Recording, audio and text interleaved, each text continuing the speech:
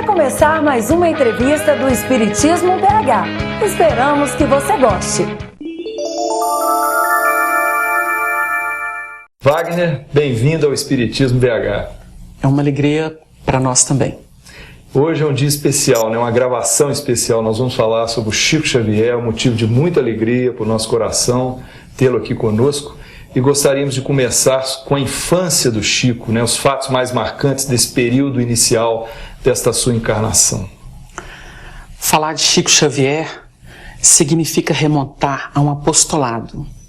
Nós temos o Chico como uma referência de espírita cristão na atualidade do mundo, resgatando na sua prática diária o Evangelho de nosso Senhor Jesus Cristo. Ele tem um lugar muito especial nessa galeria dos grandes vultos e por isso é sempre válido lembrar a sua história para que possamos nos inspirar e nos corrigir naquilo que ainda temos de imperfeições, para que a luz maior se reflita consoante aconteceu com ele próprio. Nós temos a infância de Chico Xavier como um chamado, sem dúvida alguma.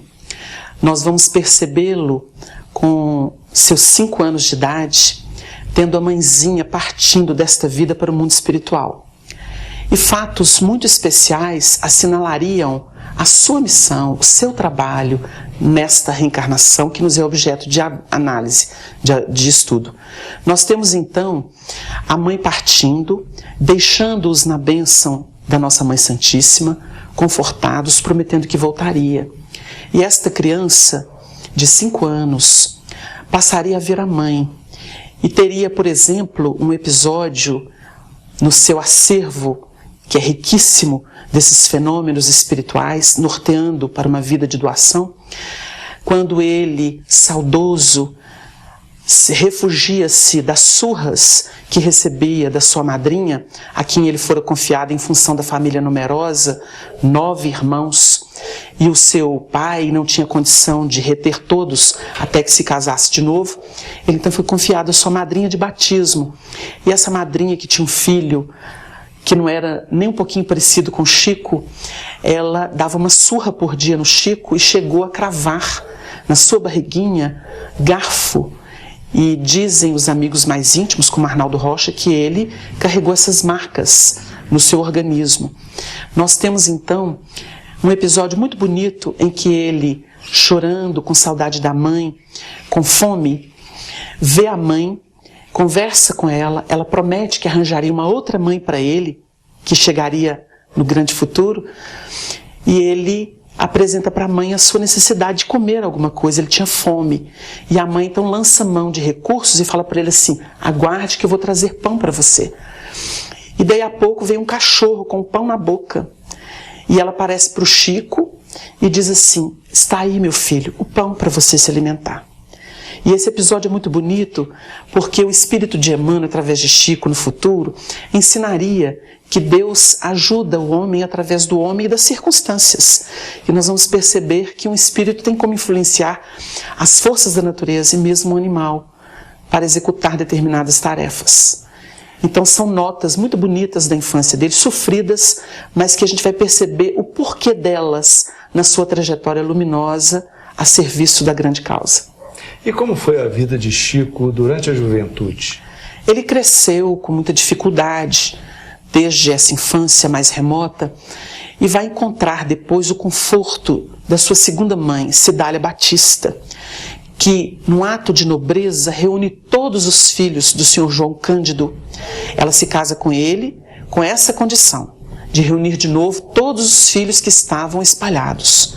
E cria os seus filhos e dá ao seu João outros filhos. Era uma família muito numerosa, que lutava com muitas dificuldades financeiras. Seu João era um operário comum, ele e Dona Maria João de Deus chegaram a trabalhar numa fábrica, até que se mudaram então para Pedro Leopoldo. E lá ele se tornou vendedor de bilhetes de loterias. Então uma atividade que não era tão lucrativa. A sua mãe tinha muitos filhos para criar. Ela desencarnou com 34 anos, em 1915, ele tinha 5 anos de idade. E nós vamos ver a Cidália, então, reunindo esse rebanho e executando a promessa da mãe que aparecia para o Chico, nos seus 5 anos de idade. E ela reúne esses filhos e dá muito amor. O Chico teria nela um apoio extraordinário. Nós até podemos citar antecipadamente que nesse período em que se desenvolveu a sua mediunidade e que ele não tinha com quem dividir isso, e nós vamos entender que os amigos preciosos que o auxiliar chegariam mais à frente, ele via, ouvia as coisas, a partir de 1931 especialmente, nós vamos voltar a isso, a esse período, ela seria, na fala de Chico, aquela alma caridosa que se dispôs a ouvi-lo, embora não entendesse tudo aquilo que acontecia com ele. E no fato de falar o que ele via e ouvia dos espíritos, ele tinha a alma aliviada. E ensina pra gente que o médium precisa sempre de alguém para compartilhar aquilo que ele vivencia e que ainda é inabitual no nosso mundo terreno, muito objetivo no que diz respeito no trato com a matéria. Pelo que você explicou, Wagner, então a juventude de Chico não foi uma juventude de diversão, de lazer, né? Como jovem ele teve de ajudar no sustento da família? Nós temos o período da juventude do Chico de muito trabalho, porque ele teve que ir para uma venda para ajudar na sustentação da própria família, ele teve que ir para uma venda trabalhar, e trabalhava com tudo. Nessas vendas antigas, se vendia desde a cachaça, para aqueles que tinham o hábito, né? O hábito do álcool, até mantimentos e outros gêneros de manutenção das famílias. E é curioso que nesse período ele tinha já percepções espirituais. Nós vamos conhecer aquele fato do espírito Augusto dos Anjos, enquanto ele molhava aquela plantação de alhos, tentando passar para ele aqueles sonetos complexos, né? Em que ele tem aquelas imagens muito fortes, aquelas palavras até técnicas no que diz respeito à evolução. E ele tinha dificuldade. E o Augusto dos Anjos chega a dizer para ele que ele não tinha capacidade para compreendê-lo e retratá-lo. Mas nós vamos ver Chico Xavier até os seus 17 anos lutando muito. Depois ele vai para a fábrica de tecidos e ali ele contrai inclusive tuberculose. Ele fica doente dos pulmões e ele então sai do trabalho por orientação médica, até que ele mais à frente iria conseguir a sua incursão no Ministério da Agricultura, onde ele trabalhou por mais de 30 anos consecutivos. Nós vamos então perceber que nessa época a família de Chico é visitada por uma provação muito difícil, que é a obsessão da sua irmã Maria Xavier, uma irmã muito querida de Chico. E ela passou a ter problemas seríssimos por influência de entidades contrárias ao bem, perversas, cobrando coisas do passado. Como eles não compreendiam nada daquilo, eles buscaram o auxílio por orientação de outras pessoas, de um casal que existia na cidade de Matosinhos, e que era um casal conhecido como um casal estranho, porque eles lidavam com forças que o povo reputava ser do demônio. Mas, ao mesmo tempo, ele era um homem muito caridoso para toda a comunidade. Era o seu José Hermínio Perácio e a sua esposa, Dona Carmen Pena Perácio. Eles iriam buscar auxílio e ali a Dona Maria, a irmã de Chico, Maria, que se tornaria uma grande trabalhadora da doutrina, companheira de Chico, mudou-se para Belo Horizonte, inclusive, ela conheceria a sua cura, ela encontraria a sua cura nos tratamentos espirituais. E o Chico se revelaria o grande médium que nós conhecemos, porque foi numa dessas reuniões em que ele recebeu orientação de um espírito, através da Dona Carmen, que ele deveria tomar do lápis e procurar desenvolver a psicografia. Nesta época, Chico não tinha as qualidades mediúnicas que nós vamos reconhecer nele futuramente. Inclusive ele não tinha evidência, não tinha audiência. O Arnaldo nos explica isso porque foi depoimento do Chico para esses grandes amigos dos primeiros tempos. Então ele começa a psicografar. No dia 8 de julho de 1927, ele psicografa a primeira mensagem. E não pararia mais. Wagner, então o que levou o Chico a conhecer o Espiritismo? Foi exatamente essa enfermidade espiritual da sua irmã, Maria, porque não podendo ser tratada por médicos, não apresentando melhoras com os recursos disponíveis na época, eles foram encaminhados para esse casal que nós já citamos. E lá ele conheceu as primeiras obras do Espiritismo. Ele recebeu de presente o Livro dos Espíritos e o Evangelho segundo o Espiritismo. E o casal se comprometeu a dar assistência à família e chegou a visitar Pedro Leopoldo. Como eles tinham muita dificuldade para ir a Matosinhos, eles visitavam Pedro Leopoldo, faziam o culto no lar e projetaram a criação do primeiro núcleo de espiritismo na cidade de Pedro Leopoldo, que tomaria corpo, e se trata do Centro Espírita Luiz Gonzaga.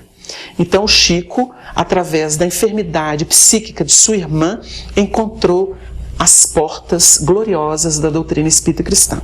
A partir dali, ele se prepararia e seria o médium extraordinário que impressionou o mundo inteiro, que nos deixou um legado maravilhoso. Bom, como foi a aproximação do Espírito Emmanuel e os primeiros contatos de Emmanuel com o médium Chico Xavier? Nós temos, antes do encontro de Chico com o nosso benfeitor Emmanuel, um episódio muito marcante.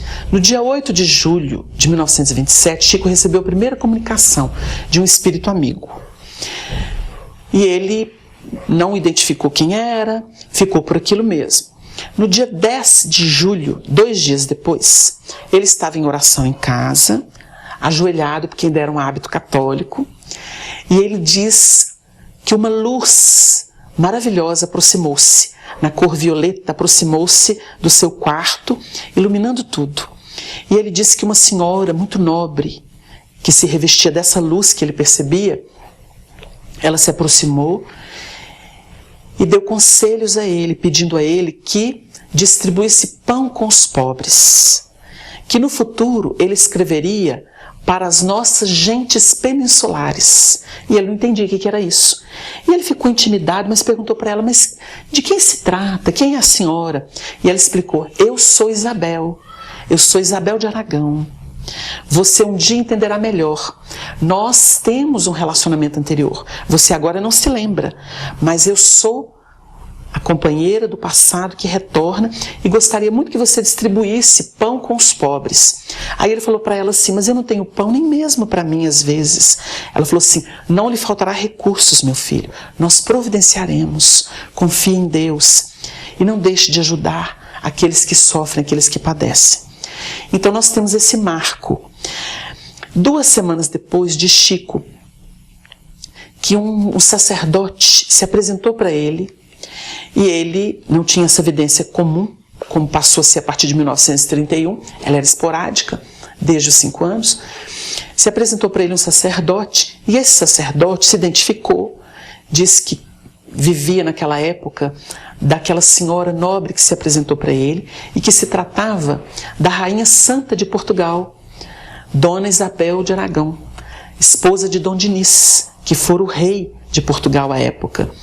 E ele diz o seguinte, que ele foi confessor dela e que ele estaria naquela equipe dando suporte para que ele cumprisse a vontade dela de auxiliar os semelhantes, porque ela tinha um papel nobre de assistência e educação entre Portugal e Espanha.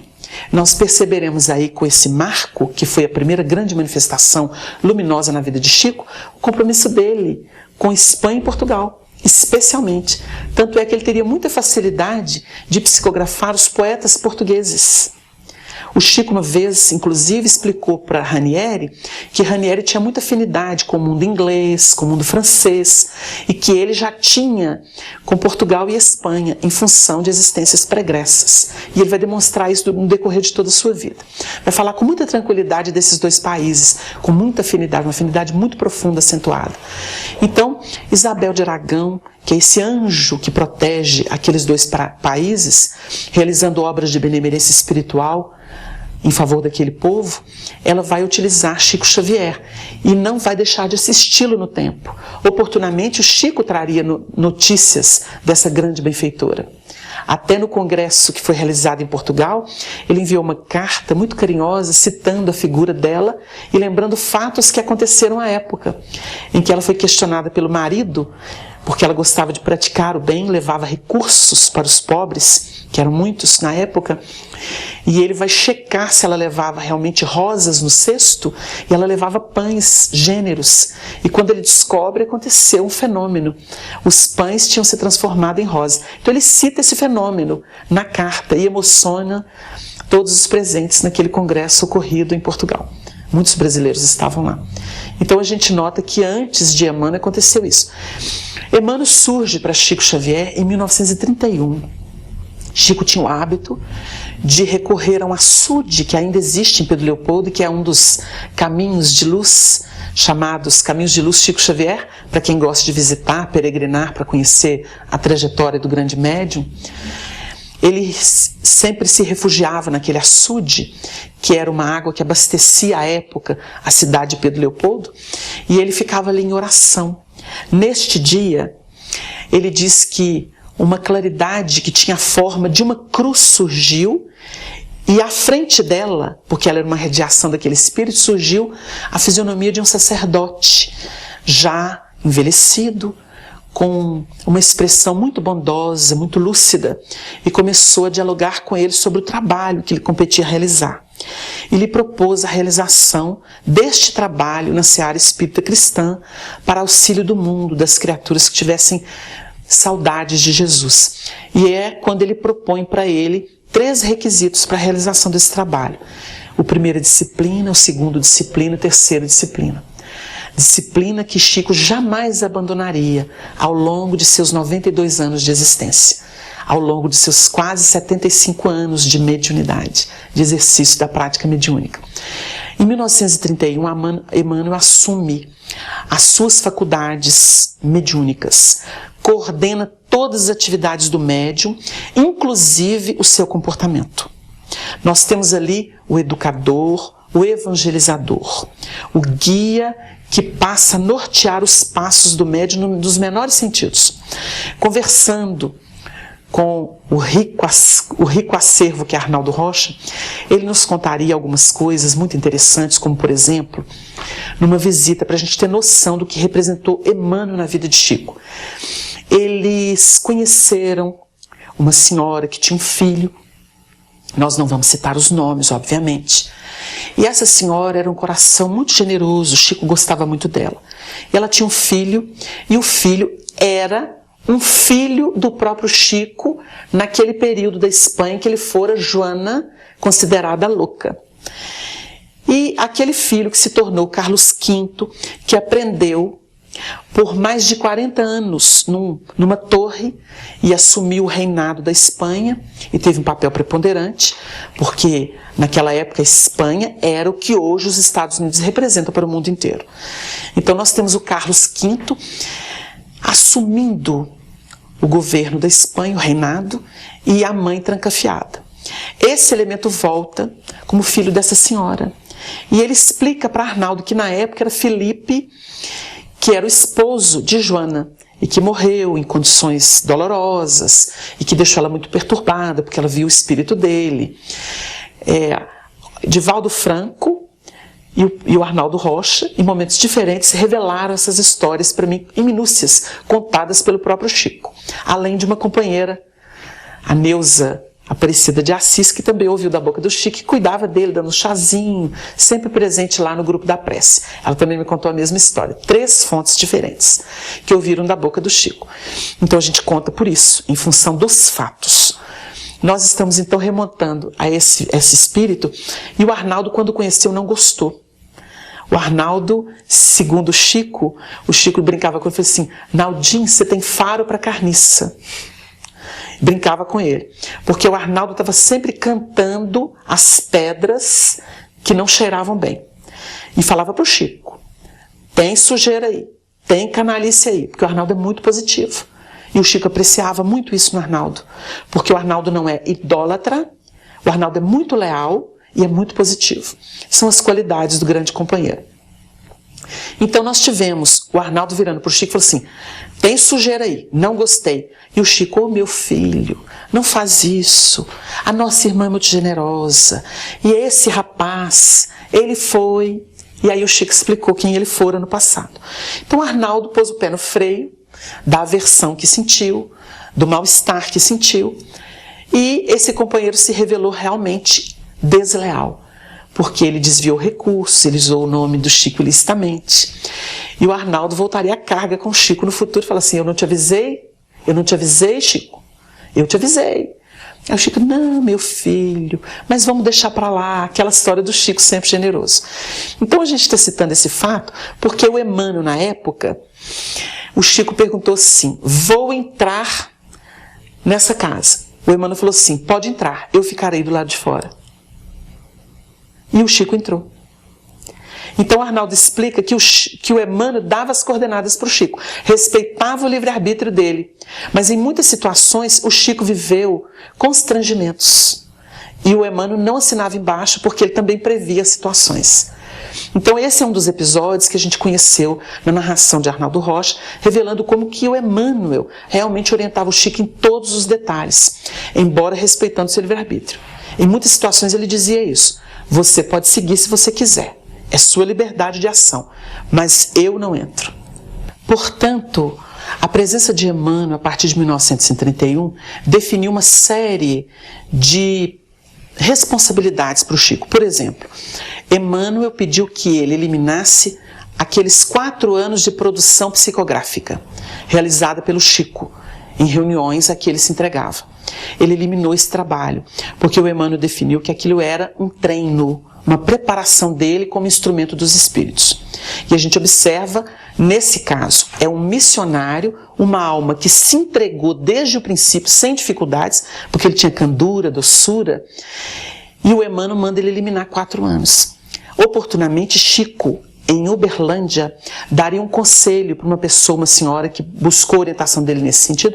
Ele diria que o médium, para divulgar o seu trabalho de psicografia, ele deveria se exercitar primeiro 8 anos e eliminar esse material. Isso ficou registrado nos anais do Espiritismo, como orientação do nosso querido Chico, que teve 4 anos de seu trabalho psicográfico eliminado por orientação de Emmanuel. Mas Emmanuel chega e a partir de 1931 as faculdades espirituais de Chico, elas ganham dimensão, porque então a clarividência se positiva, a clareaudiência e outras faculdades. Chico passa a se desdobrar com consciência, passa a conviver com o mundo espiritual de uma forma bastante intensa, tanto que ele seria chamado por Herculano Pires de ser interexistente. E teria toda uma explicação. O livro Mandato de Amor da União Espírita Mineira traz esse episódio, esse relato, e explica por quê, e como ele encontraria com o professor Herculano Pires, já desencarnado, no plano espiritual, e ele se tornaria médium aqui e lá, ao mesmo tempo. Então nós temos essas características, essas revelações do Chico, mostrando o papel de Emmanuel na sua vida. Muito importante. Wagner, conta pra gente mais algum caso assim que ocorreu, né, um caso pitoresco entre o Emmanuel e o Chico. Tem um caso excelente, porque o Chico tinha apoio de José Xavier, seu irmão. Ele foi o primeiro dirigente, ele foi aquele que coordenou as atividades mediúnicas iniciantes do Chico, no sentido da desobsessão. Ele o auxiliava nas psicografias lá no Luiz Gonzaga, nos primeiros tempos. Então ele gostava muito desse irmão. Quando esse irmão desencarnou, foi um baque muito grande para o Chico, porque ele perdeu um apoio extraordinário, de muita confiança. Então, esse companheiro do Chico, ele tinha uma selaria. E um dia chegou uma senhora muito atormentada, que ficou esperando o Chico. E ela teve informação de que o Chico estava trabalhando, e ela ficava de um lado para o outro aguardando o Chico. Até que o Chico efetivamente saiu do trabalho e se dirigiu ao centro espírita.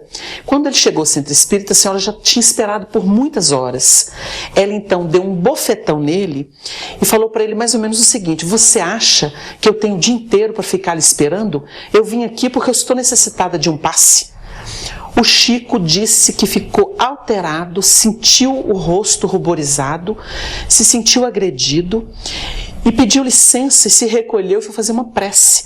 Nessa hora, o Emmanuel apareceu e ele confidenciou mentalmente a Emmanuel: mas que senhora insolente, Emmanuel, eu estava trabalhando, cumprindo as minhas obrigações, eu tenho direito.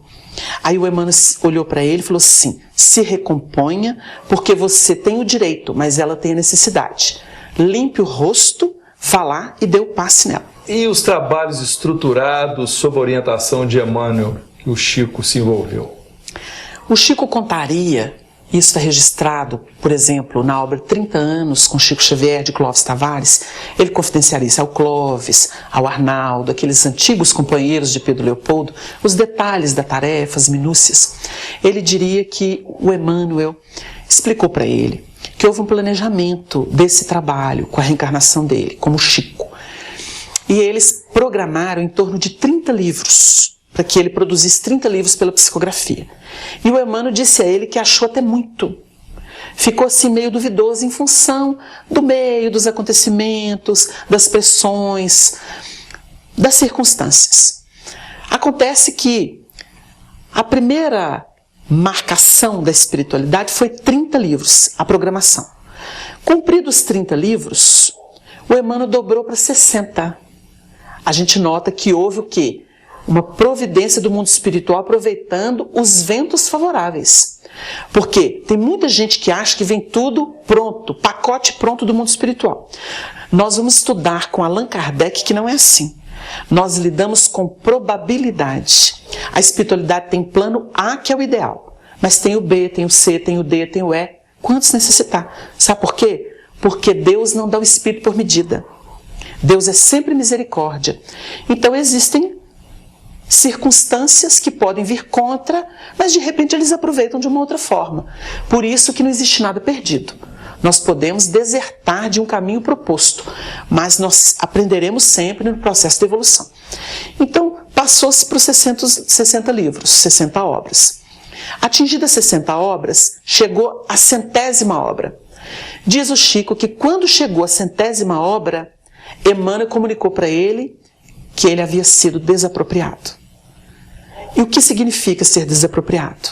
Como o Chico se entregou cada vez mais, nós temos então a espiritualidade utilizando um médium que correspondeu aos anseios do mais alto, que preferiu não usar o seu livre-arbítrio para se justificar e trabalhar por si na Terra.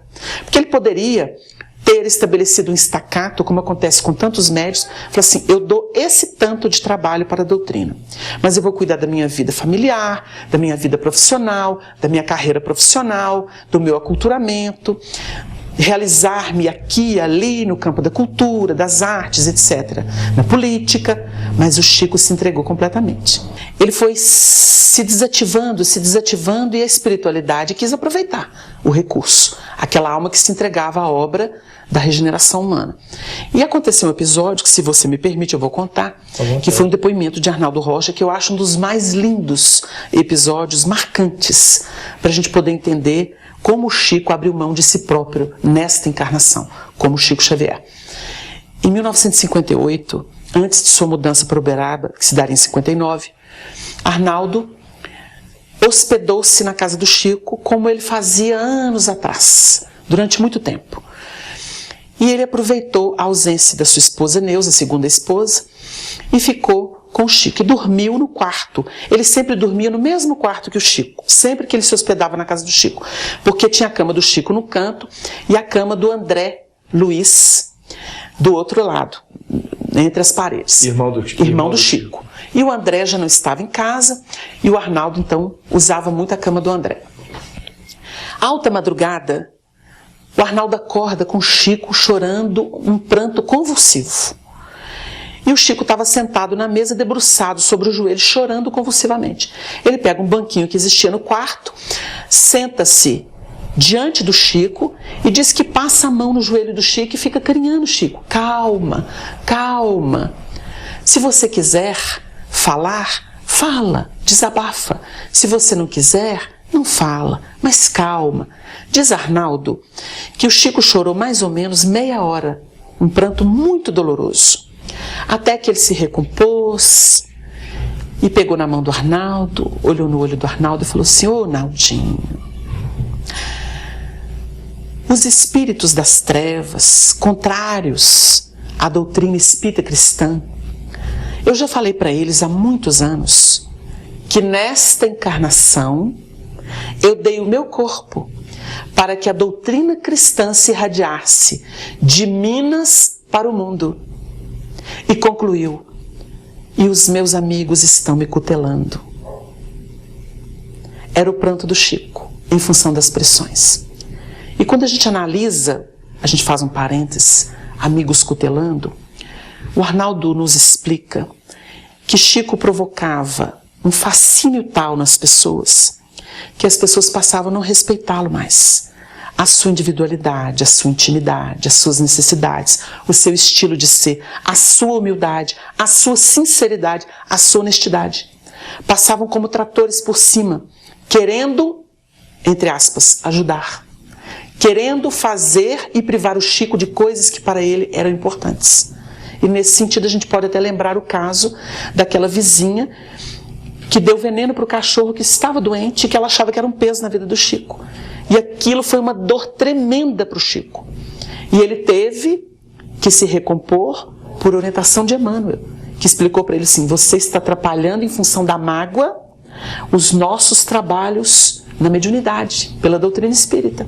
E o Chico perguntou a ele como que ele poderia então limpar aquela mágoa do coração com relação à companheira que havia matado o cachorrinho que ele tanto amava, achando que estava aliviando a vida dele.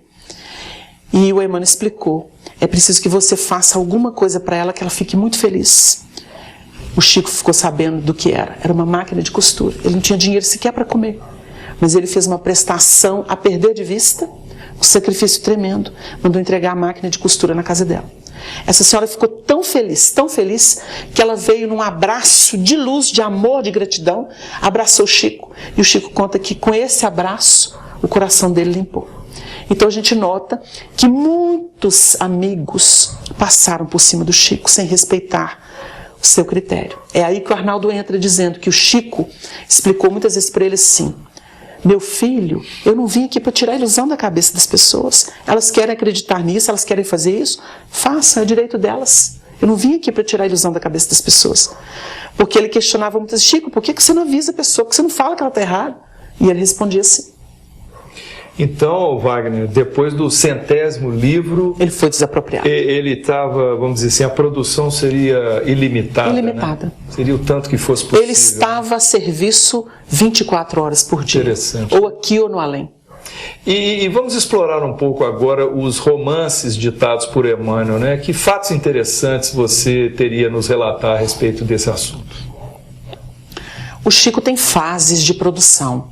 Nós temos, em 1932, a publicação do Parnaso de Além Túmulo, que foi o primeiro livro estruturado por ele, com poesias de diversos autores portugueses e brasileiros.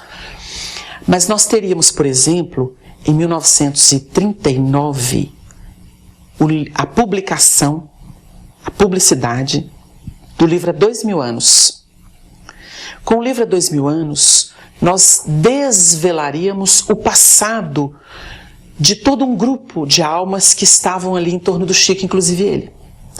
Porque o livro Há 2000 Anos retrata não somente a história de Emmanuel em Roma, na Roma Antiga, a época em que Jesus esteve aqui, e é um relato histórico, monumental, que através de pesquisas em todas as áreas do conhecimento humano, eles estão conseguindo, e é um projeto da Federação Espírita Brasileira, em favor do mundo inteiro, eles estão conseguindo demonstrar a beleza dos registros de Emmanuel.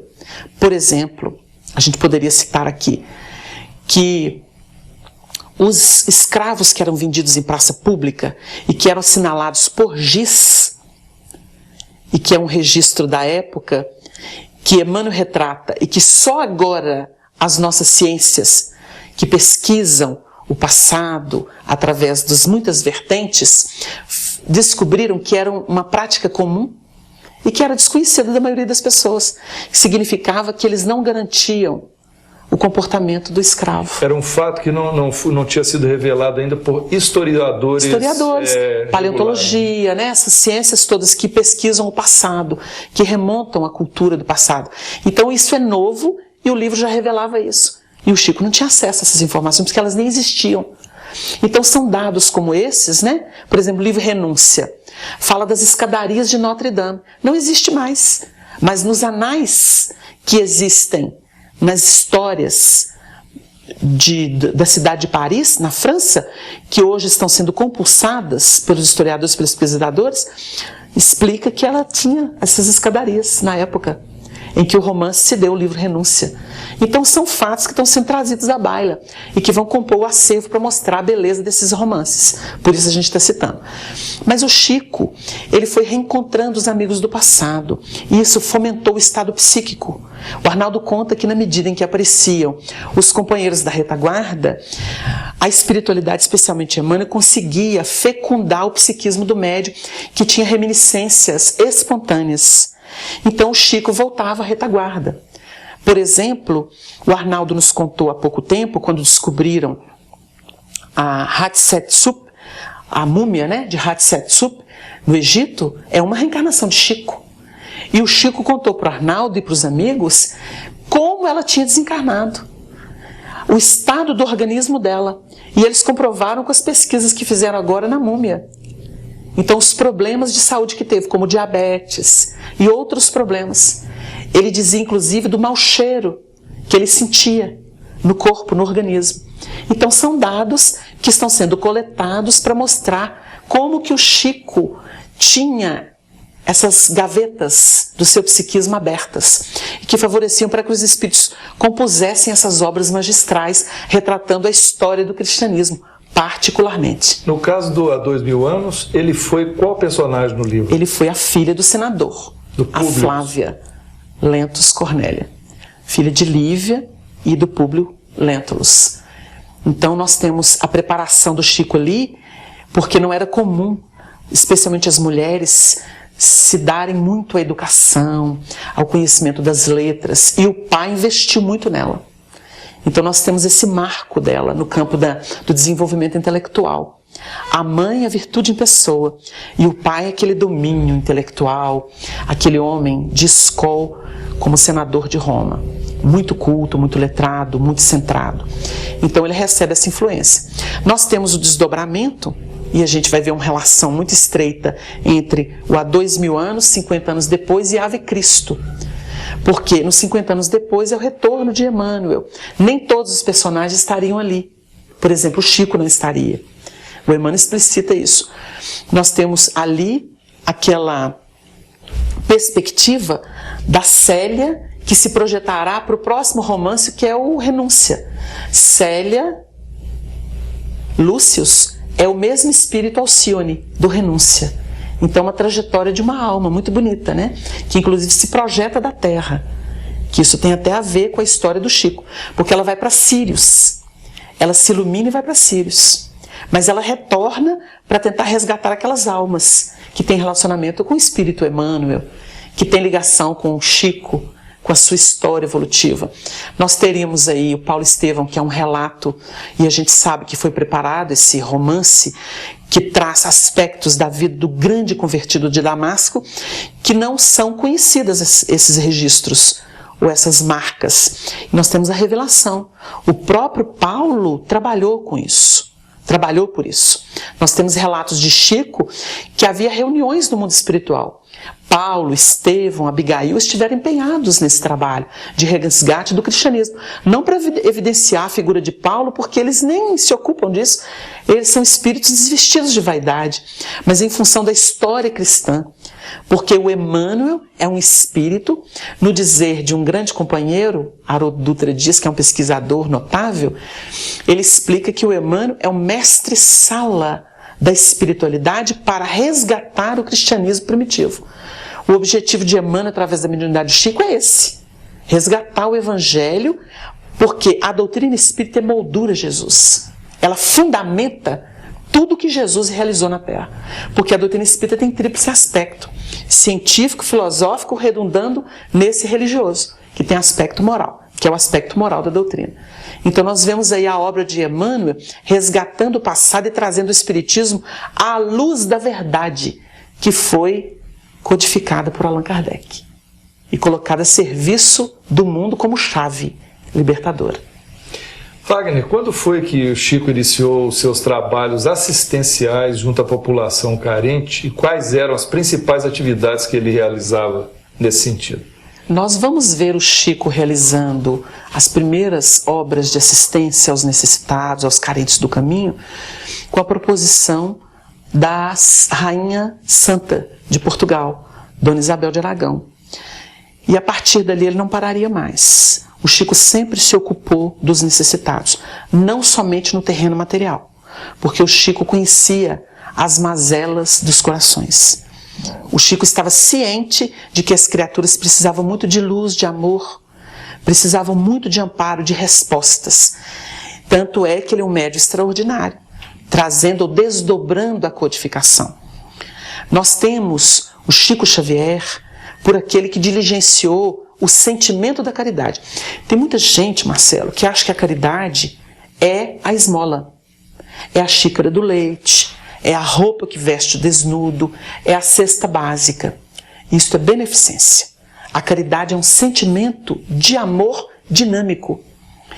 Questão 886 do Livro dos Espíritos. Como Jesus entendia a caridade. Benevolência para com todos, indulgência para com as imperfeições alheias, perdão das ofensas.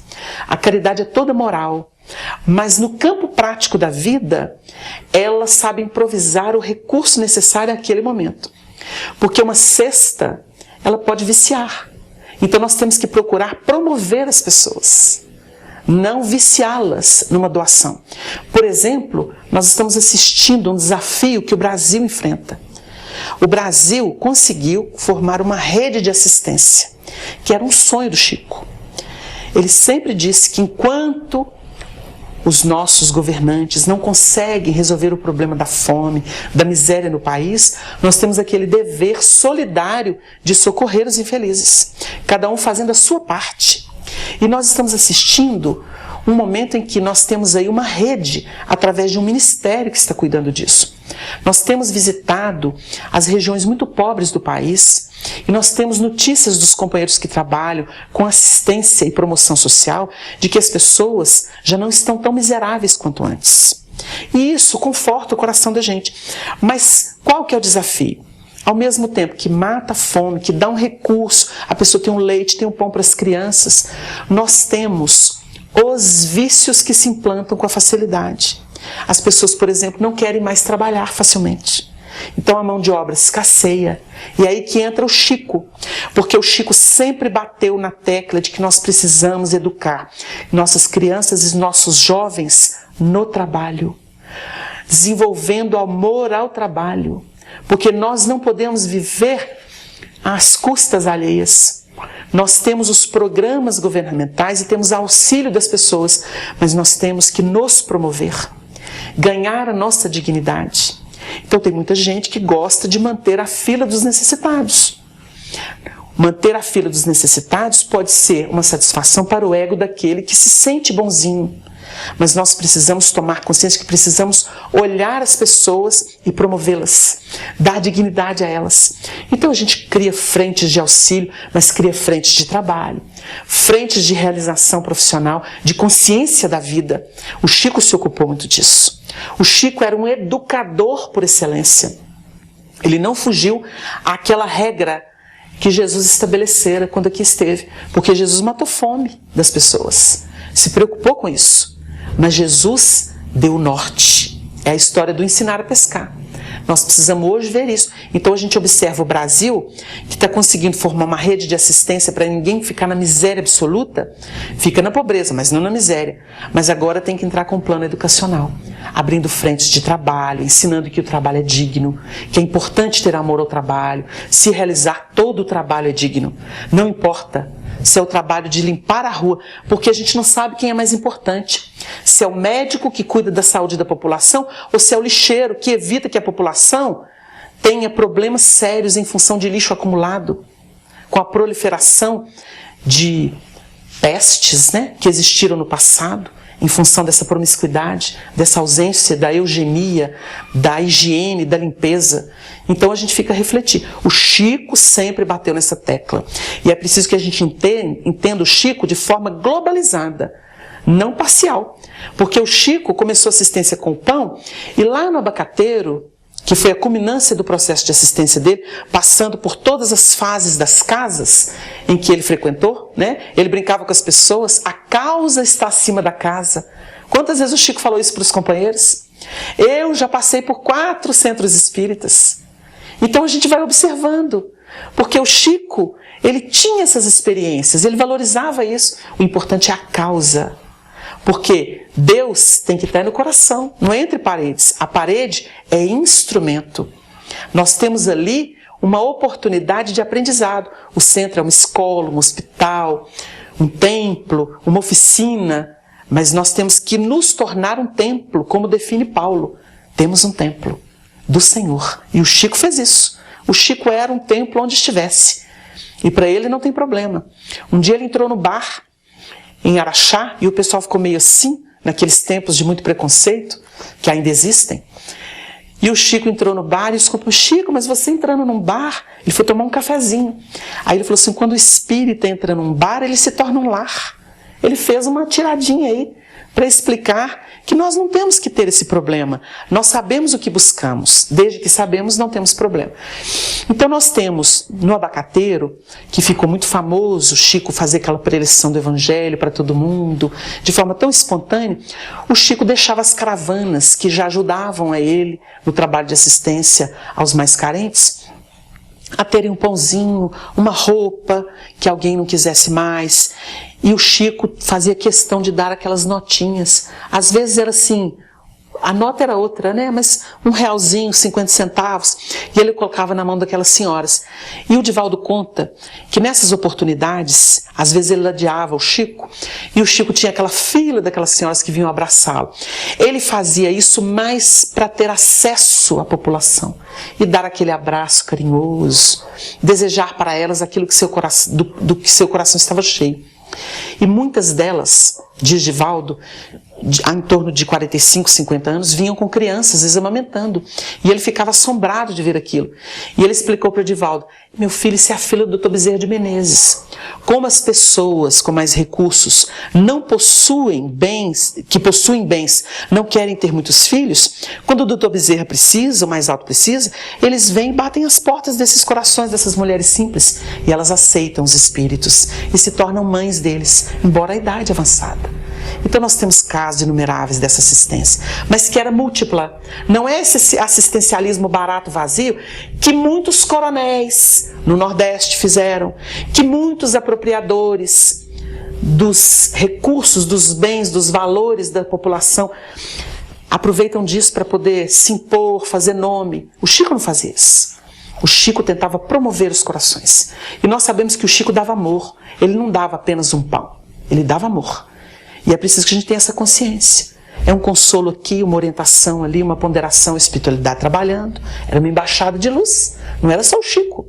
Então nós temos que entender isso de uma forma bem ampliada, para não ficarmos com essa ideia muito simplista de assistência comum, que geralmente nós temos.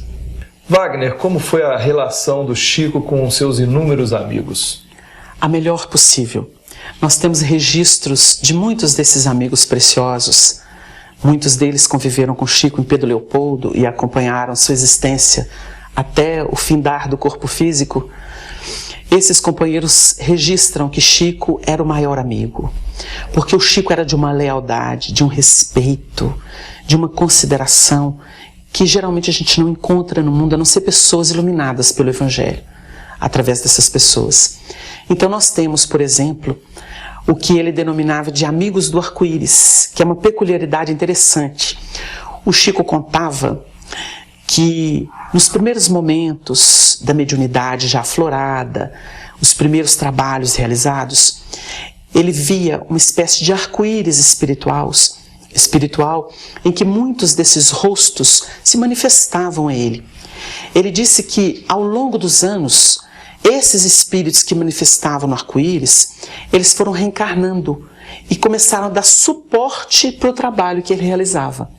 A gente não tem dúvida que fazia parte de um plano da espiritualidade superior, porque viram exatamente que ele cumpriu as metas e foi avançando, ganhando terreno, respeito da sociedade e revelando o que interessava ao mais alto. Esses amigos reencarnaram. Muitos vieram nos primeiros tempos, como é o caso, por exemplo, de familiares, né? De seu irmão José Xavier, que foi extraordinário em termos de apoio, de solidariedade, de companheirismo. Outros, como Clóvis Tavares, Arnaldo Rocha, Joaquim Alves, Gonçalves Pereira, Wallace Leal Rodrigues, para citar alguns. Esses dos primeiros tempos de Pedro Leopoldo, onde a obra mais opulenta do Chico foi recebida. Nós vamos notar que em 44 o livro Nosso Lar é lançado pela Federação. E nós temos a obra de Emmanuel e a obra de André Luiz, a mais opulenta obra, e a do Irmão X, nesse período, psicografado em Pedro Leopoldo, em função da beleza desse ambiente. O Chico, então, tinha os amigos queridos, e esses amigos partilharam de experiências que, no futuro, outros partilharam, mas não da mesma forma, embora o carinho e o amor do Chico por eles, porque foi o período áureo das grandes revelações. O Chico comentou com Arnaldo e com alguns amigos que quando ele mudou para Uberaba, o Emmanuel disse para ele que ele estava conversando demais sobre o passado e que ele deveria calar a boca. E é interessante que uma companheira que ajudava muito o Chico, nós já citamos ela aqui, a Donda, ela disse que o Chico falou isso para ela. Falou assim, Emmanuel falou que eu abri a boca demais, que eu precisava ficar com a boca um pouco fechada. E o Chico então se recolheu muito no que diz respeito às revelações, que ele fizera durante muitos anos aos amigos. E esses amigos, o Arnaldo nos explica, e os testemunhos do Clóvis na obra dele, eles respeitavam muito o Chico. Eles procuravam ter aquela lisura. Daí o carinho muito especial de Chico por esse grupo, com o qual ele dividia episódios da história que não estão narrados nos fatos comuns que nós estudamos nas escolas. Trazia pinceladas. Emmanuel aproveitava o Chico para informá-los sobre quem estava naquela época, quem não estava, o que realizou, como estava presentemente, em que condição. Eles sabiam de muitas coisas. E o Chico era um canal aberto em função da sua renúncia a si próprio. Esses amigos são inesquecíveis. Nós temos inclusive um registro muito bonito, que é um livro que foi recentemente publicado, chama Amor e Renúncia, Traços de Joaquim Alves, que foi um desses grandes amigos do passado. Porque o Jô criou várias capas para os livros do Chico, publicados por outras editoras além da Federação. E ele era muito chegado no Chico desde os primeiros tempos, companheiro muito querido, inclusive do Arnaldo, já desencarnado. E a dona Nena Galves, que é uma senhora que está nativa em São Paulo, que tem um programa de televisão muito conhecida, muito respeitada, ela sempre hospedou o Chico em São Paulo, em sua casa. Ela e seu esposo já desencarnou.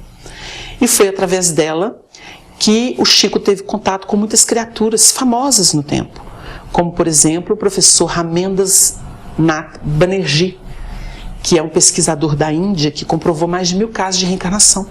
E esse encontro do professor Banerjee, um indiano, se deu na casa dela, em São Paulo.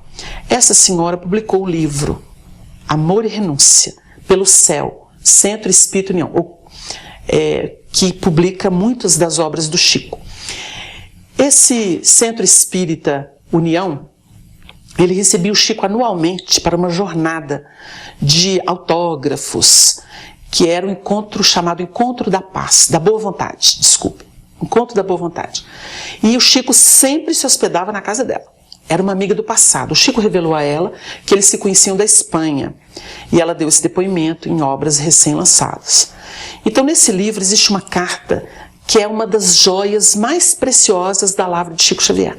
Inclusive, ela publicou com a carta original que Chico mandou para o Joaquim Alves, com enfeites, com desenhos, com florzinhas, que era o estilo do Chico. Muito delicado, muito terno, muito carinhoso. A personalidade do Chico. E nessa carta, o Chico expõe a mudança de Pedro Leopoldo para Uberaba numa figura de linguagem muito bonita. Ele se dá o nome de Cleé e chama Emmanuel de Noel. E ele vai dizer que o barco, por vontade de Deus, o barco dele foi desamarrado daquele ambiente luminoso. E ele conta para Joaquim Alves, aquele castelo em que você ouviu Noel pela primeira vez, também merecia o meu respeito, o meu carinho. E vai falar das estrelas que brilhavam naquela terra, das flores que desabrochavam por ali. E ele vai falar que o barco singrando outras regiões, porque Noel precisava trabalhar, divulgar o evangelho, a doutrina, ele precisava pegar o microfone ou se mostrar, se expor através dos vários acontecimentos para levar a mensagem do alto através de Noel, porque o Senhor desejava trabalhar através de Noel usando a mediunidade dele. Então ele vai falar coisas maravilhosas. É quando ele revela que ele estava na condição da mãe do Jô. Eu sou sua mãe espiritual, meu filho. Eu tenho por você um sentimento maternal. Então a gente vai estudando a personalidade do Chico, nas confidências que ele fazia para os grandes amigos em que ele realmente podia confiar. E ele dividia a sua vida interior, como ele fazia com Arnaldo, com Clóvis e com outros companheiros. Então um registro muito bonito. Essa relação de amizade ficou marcada para sempre. O Chico amava profundamente esses companheiros. No ano de 82, o Arnaldo conta que teve uma oportunidade, já que nós estamos falando dos amigos, e nós temos o Arnaldo até hoje aí para confirmar essas coisas todas, né? É um testemunho vivo. O Arnaldo disse que aproveitou de uma viagem que ele fez a Uberaba a serviço e foi visitar o Chico na casa dele, no ano de 1982. E aconteceu um episódio muito bonito, porque ele chega e o Chico busca-o na porta, dá o braço para ele e leva ele para o quarto. E começa a conversar com ele. E o Arnaldo disse que estava muito chateado, porque ele, silencioso, muito saudoso, porque o livro Ave Cristo, ele é o personagem Tassiano, e o livro corre em torno desse personagem, embora as figuras luminosas, como o Quinto Varro, que é o seu pai espiritual.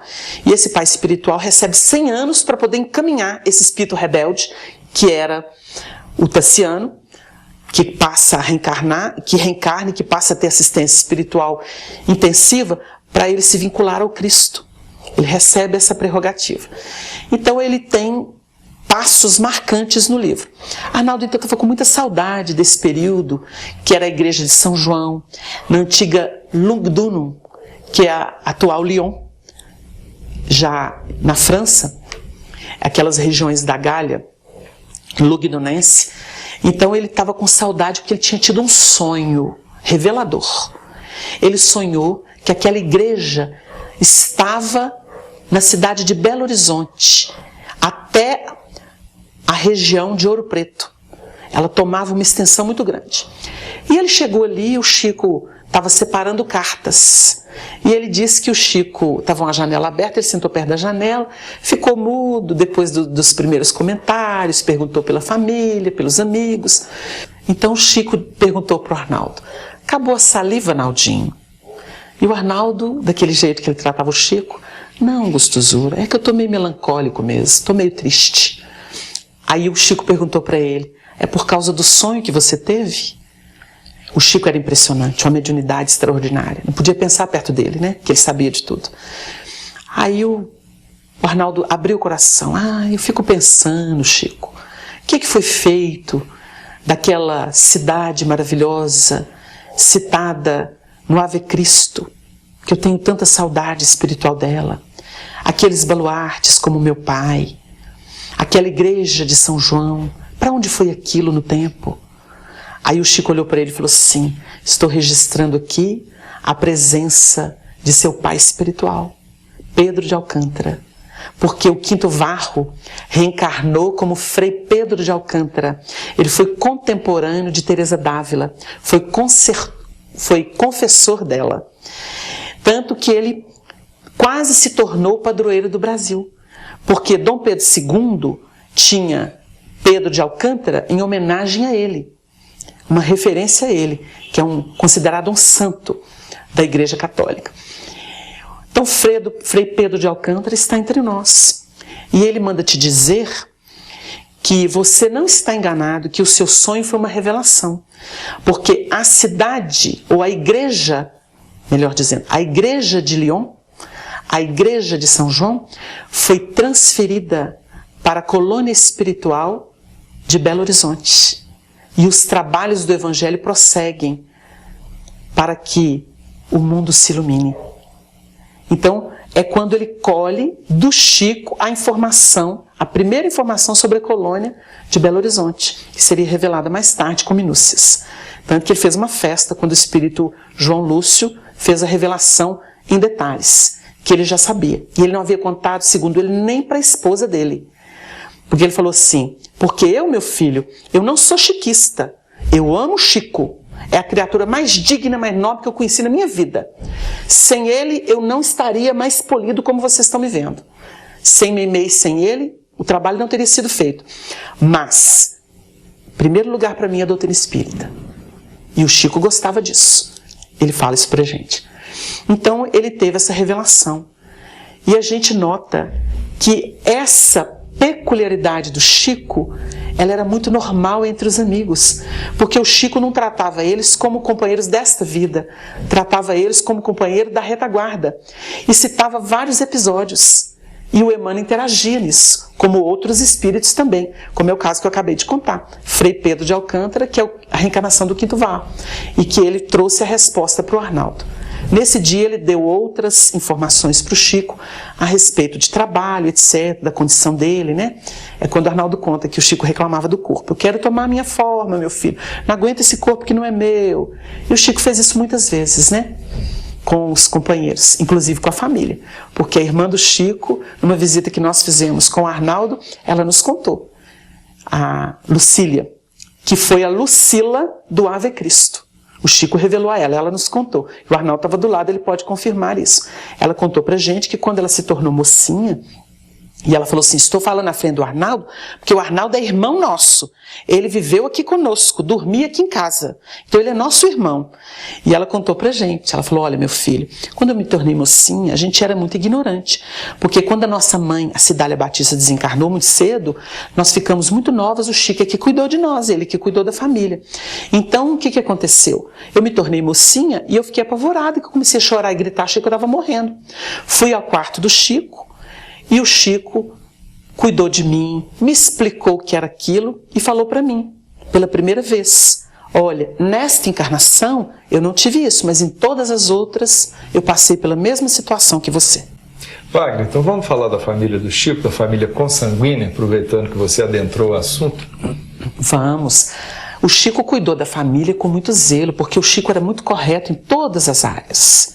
Ele não deixou margem para nenhuma dúvida, ele não negligenciou nada, absolutamente. Então nós temos, por exemplo, pelo depoimento da Lucília, que desencarnou há mais ou menos 2 anos, e era uma figura muito querida, porque a Lucília, quanto a Cidália, que ainda está encarnada em Pedro Leopoldo, só existem agora Cidália e a Dorinha. A Dorinha tem um probleminha mental. E o Chico revelou que ela tinha sido filha da Joana, a considerada louca, e ela se casou e se tornou uma rainha com um rei europeu. E a Dorinha, ela tem um problema mental. Hoje quem cuida dela é o Wagner, filho, que é o meu xará, filho da Lucília. E tem a Cidália, que é um expoente ainda, foi médium, trabalhou muito tempo no grupo Meimei, ela e a Lucília. Por isso, muito companheiras do Arnaldo. Elas são filhas do segundo casamento, da Cidália com o seu João Cândido. Então a Lucília conta que elas adoravam ouvir as novelas de rádio. Então elas ficavam, no horário da novela do rádio, elas ficavam grudadinhas, ninguém podia dar um pio. Aquele rádio chiento, né? E que o Chico ficava olhando elas assim, ria daquilo, né? Às vezes brincava com elas.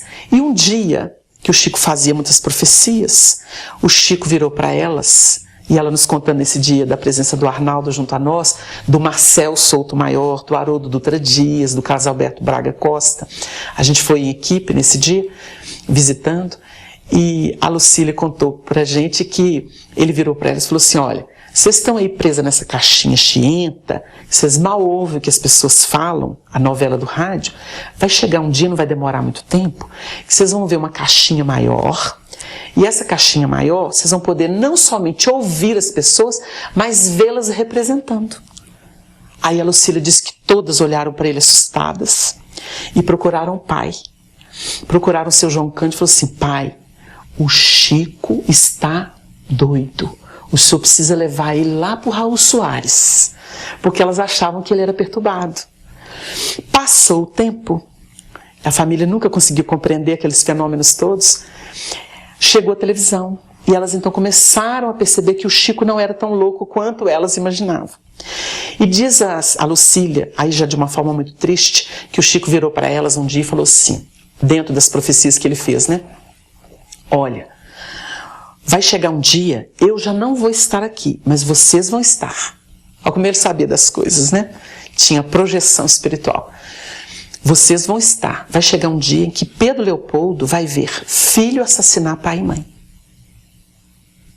Aí a Lucília contou pra gente, muito triste, que esse episódio já havia acontecido por 2 vezes. Em função de droga, filhos assassinaram pai e mãe.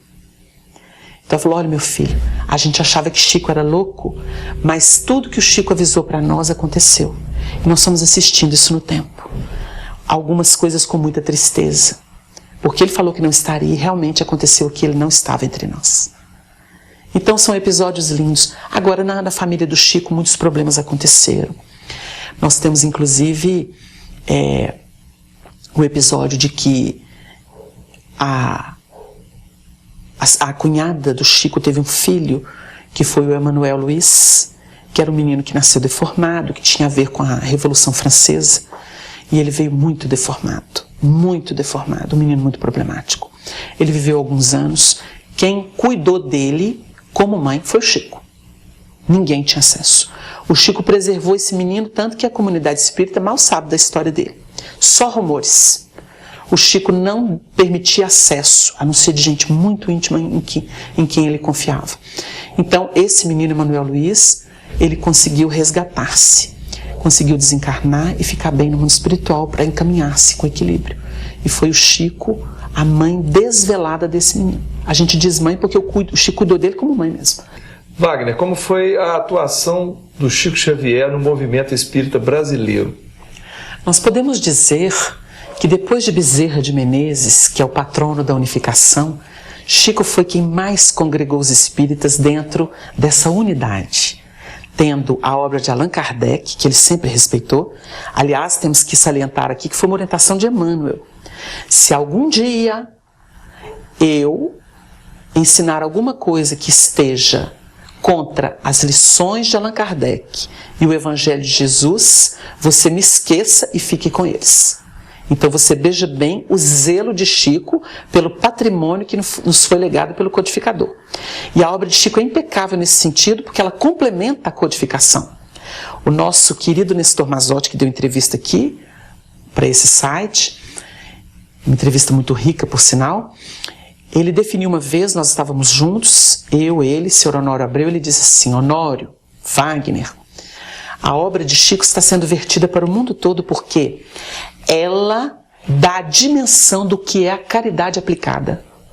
Porque Allan Kardec estrutura, pavimenta a estrada que liga o conhecimento do homem às revelações espirituais, ou além, o além-túmulo, tudo que nos aguarda no mundo espiritual. Ela pavimenta isso cientificamente, dentro de uma lógica impecável, de um bom senso em comum.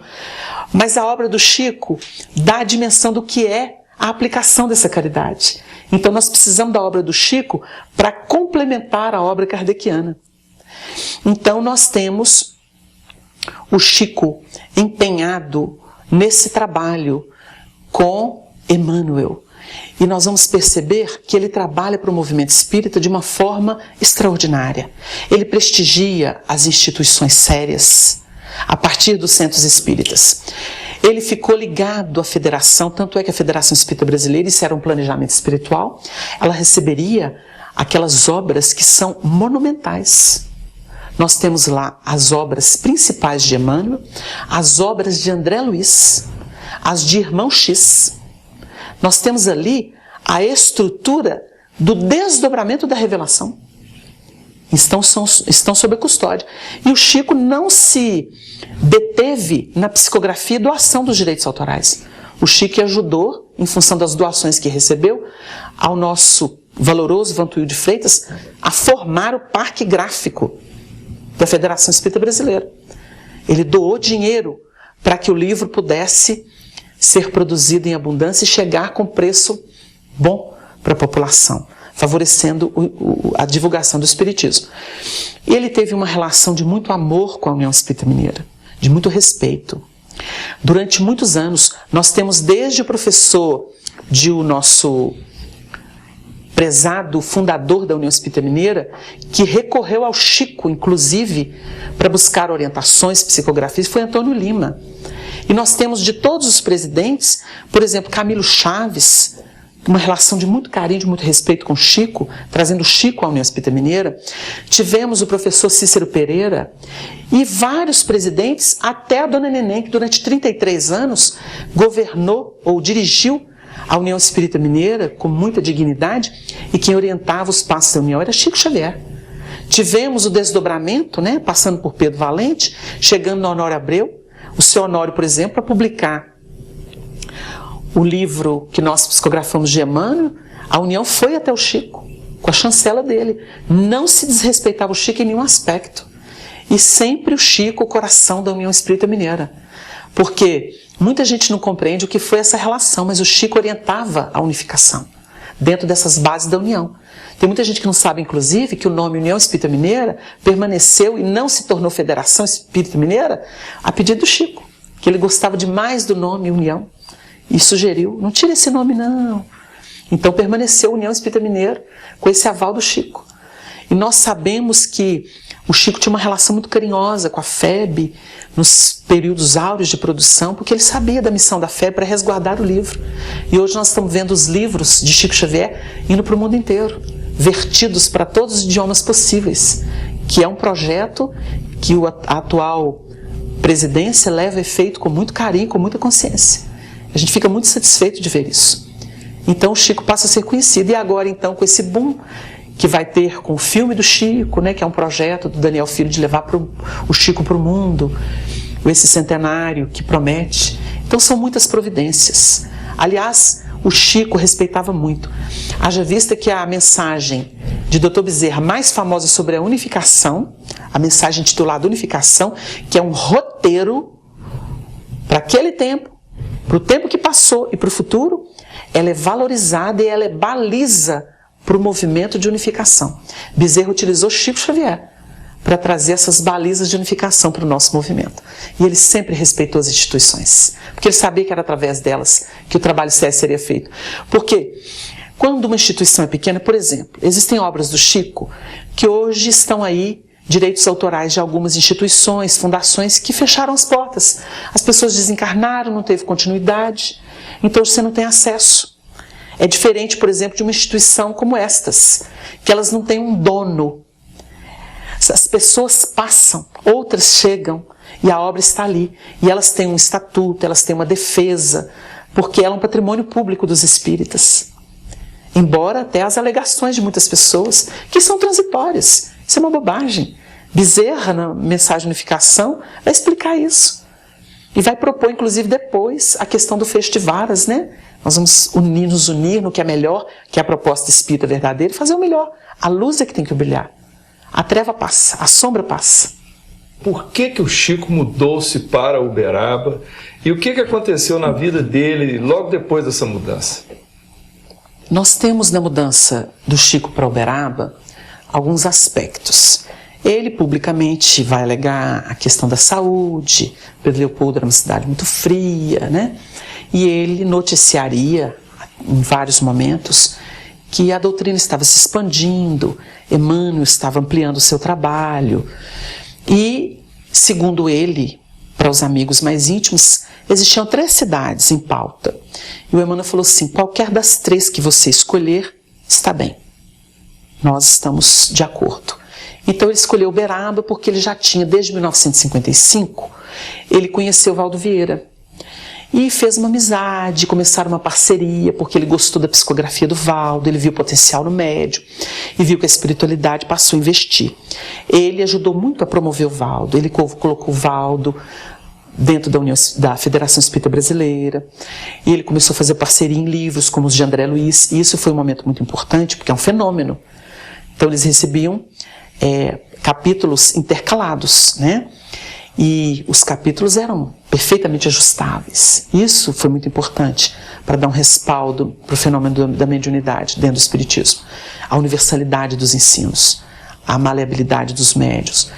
Então, ele aproveita essa referência e se muda. E, a princípio, vai morar na Comunhão Espírita Cristã. E o Valdo já estava instalado ali.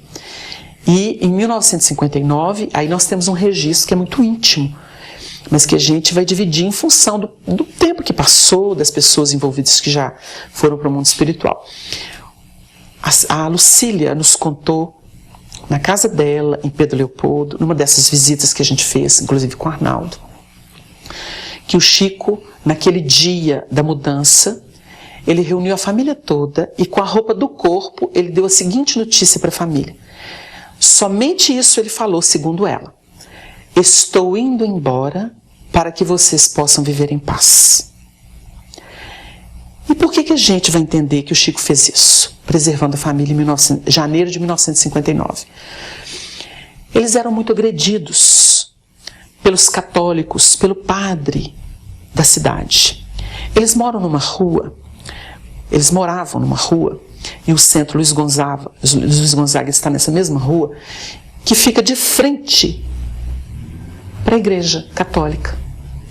Então é questão de meio quarteirão da igreja católica até a casa da Lucília, que era a antiga casa deles, e o Luiz Gonzaga.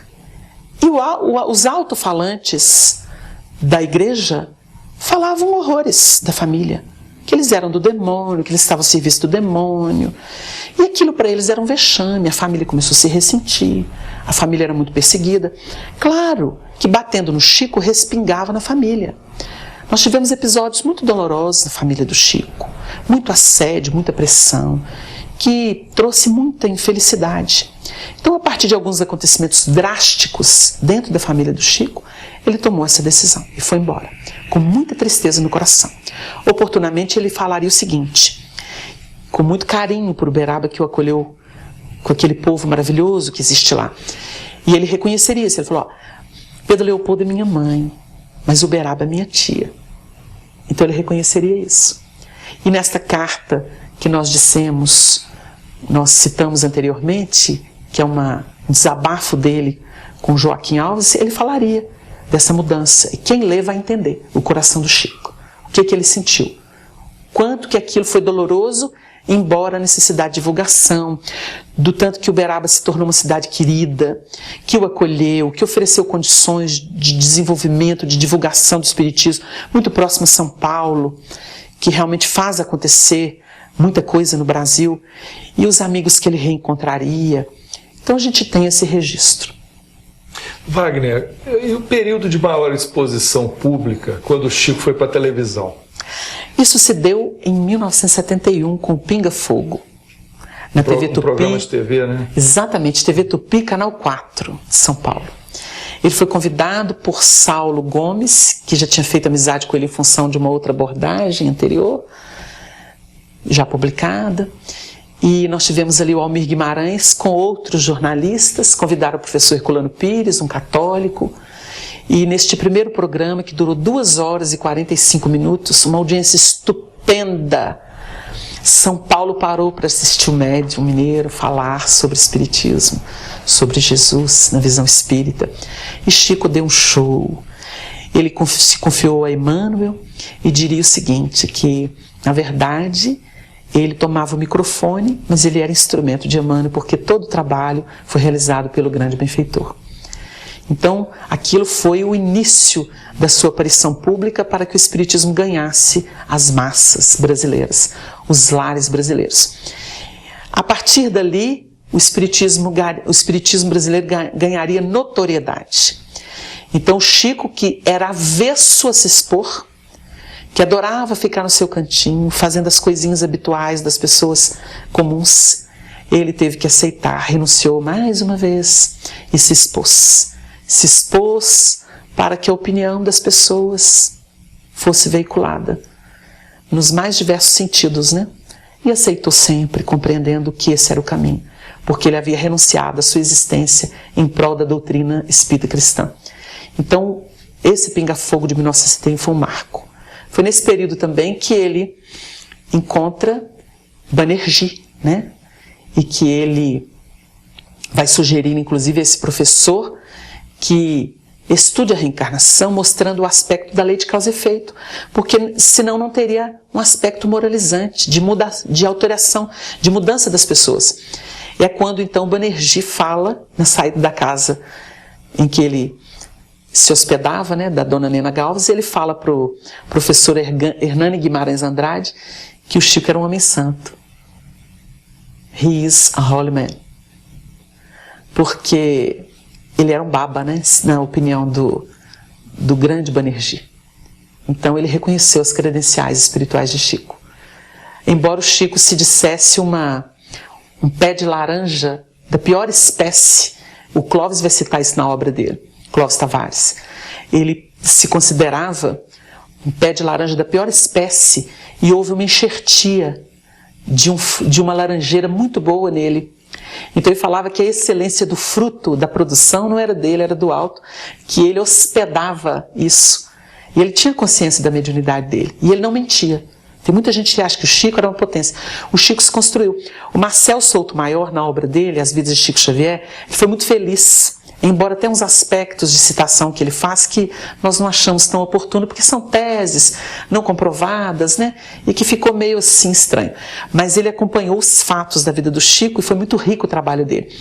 E no final ele fala, o Chico foi uma construção. O Chico foi uma construção. O Chico era muito temeroso nos primeiros tempos. Nós nos recordamos de um depoimento que ele deu quando do processo, né, na década de 30, do processo que a família de Humberto de Campos, esposa e os filhos moveram contra ele, querendo os direitos autorais das obras, se ela fosse reconhecida como de Humberto de Campos. O Chico conta um episódio que ele estava em Pedro Leopoldo chorando, com medo, e um dia em preces, recluso, ele havia tomado uma providência de escrever a alguns amigos do Rio de Janeiro para dar uma assistência para ele caso ele fosse preso lá, em função daquilo, porque o Chico não entendia nada das coisas direito, né? É um matuto do interior que estava trabalhando pelos espíritos, não tinha essa experiência que ele ganhou nos anos, quando ele então conheceu esse grande público. E ele explica que o Emmanuel apareceu para ele e falou assim, você está chorando por quê? O senhor não está vendo? Eu estou aí com meu nome e estou na iminência de ser preso. Então eu escrevi para alguns amigos do Rio de Janeiro, porque se eu for preso lá, eles me prestam uma assistência. Diz que o Emmanuel olhou ele com energia e falou assim, você ainda é uma planta muito frágil para aguentar a força das grandes ventanias. E desapareceu. Logo em seguida ele viu que houve a intervenção da federação, que o processo até foi muito interessante, né? Porque o desfecho foi harmônico. Oportunamente, até o filho do Humberto de Campos reconheceria que era o pai, porque a mãe do Humberto de Campos reconheceu o filho, mas a família direta não, né? Mãe e esposa, a esposa e os filhos. Então nós tivemos um desdobramento e aquilo foi uma ótima divulgação do Espiritismo. Então são coisas, episódios muito interessantes na vida do grande médium. Mas Uberaba foi uma cidade muito calorosa para o Chico e ele pôde realizar uma segunda etapa do trabalho. A gente nota que ele chega em 1959 e nós temos, por exemplo, em 1970 a publicação do livro Vida e Sexo, de Emmanuel, que é um monumento, ajudando a humanidade a trabalhar o tema sexo, que era um tabu. Nós temos outras obras, porque a partir de 59 ele começa a receber páginas que vão dar origem à Religião dos Espíritos. Então ele vai começar a fazer aquele trabalho de exploração da obra básica. Emmanuel vai explorar a obra básica. Na entrevista do Arnaldo ele citou isso aqui, né? Religião dos Espíritos, Seara dos Médiuns, Justiça Divina, e aí vai. Então nós temos esses livros, a obra de exegese do Evangelho começou a ser feita em Pedro Leopoldo, nós temos aquela série Caminho, Verdade e Vida, Fonte Viva, Vinha de Luz, e vai por aí. Palavras de Vida Eterna recebida lá em Uberaba, e nós temos esse acervo.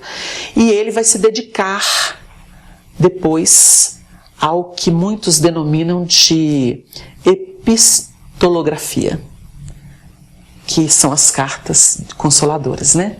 É isso que eu ia te perguntar agora, que foi nesse período que o Chico recebeu cartas que foram instrumentos, né, de consolação para muitas pessoas. E conta um pouco a respeito disso. A partir da sua exposição pela televisão, em que ele fica conhecido nacionalmente e internacionalmente, nós temos uma exposição intensiva do Chico, e ele, que era avesso, aceita, e Emmanuel faz o trabalho magnífico. Nós temos então a definição de uma nova fase de trabalho do Chico. Se ele havia contribuído extraordinariamente com aqueles monumentos de obras que nós já citamos em Pedro Leopoldo e que foram, em sua maioria, entregues, confiados à Federação Espírita Brasileira como zeladora desse patrimônio dos espíritas mundiais, não só do Brasil, nós temos Uberaba, em que ele expandia. E o Chico, certa feita, explicou uma coisa que os espíritos ensinaram para ele, que existiam obras astros e obras satélites. Isso é até muito importante para a gente analisar. As obras astros são aquelas que têm uma fundamentação extraordinária e elas são necessárias, porque elas desdobram a codificação espírita. E temos as obras satélites, que são aquelas que gravitam em torno dessas obras que são fundamentais, que são obras astros. E elas vão assim derivar, explica aqui, explica ali. Nós podemos dar um exemplo. Nós temos, por exemplo, um livro, Evolução em Dois Mundos. E temos, por exemplo, Elucidário de Evolução em Dois Mundos. Elucidário é uma obra satélite que ajuda a entender os termos. Então tivemos livros que o próprio Chico psicografou, que vão ajudar a compreender o conteúdo das obras profundas, mais densas, que ele recebeu de André Luiz de Emmanuel. Então tivemos isso. Com essa exposição, ele começa a receber muitas caravanas, muitas pessoas o procuram. E aí é a era da consolação. Nós temos que ressaltar que o Chico se entregou às cartas consoladoras após completar 40 anos de mediunidade. Um missionário. Tem muita gente aí que começa a receber as coisas e vai automatizando isso.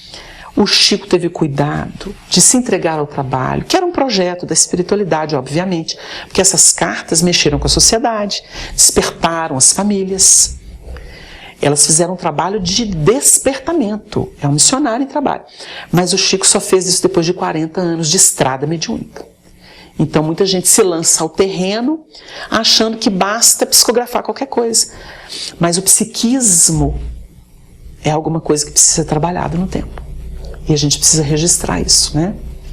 Então essas cartas representam, vamos dizer assim, a culminância do trabalho. Porque o Chico recebeu em todos os aspectos, né, literários, em todas as formas literárias. Ciência, filosofia, arte, política, história, sociologia, e aí vai. E termina com a consolação, que traz a revelação. Nós temos, por exemplo, aquele episódio em que um engenheiro desencarnado, jovem, escreve para os pais e anuncia o desenvolvimento da TCI, a comunicação, a transcomunicação instrumental. Ele anuncia que eles estavam elaborando no mundo espiritual isso. Foi uma profecia. Logo em seguida começam as pesquisas, né? E está em desenvolvimento. Então nós temos muita coisa que o Chico trouxe como instrumento. Wagner, agora uma vez na terceira idade, as atividades do Chico diminuíram? Obviamente em função da idade, do peso. Mas ele fazia questão de estar com o povo. Os problemas de saúde se agravaram. Ele sempre teve muito problema de saúde. E ele brincava que era uma espécie de âncora, né? Para que ele permanecesse sempre nas disciplinas salvadoras.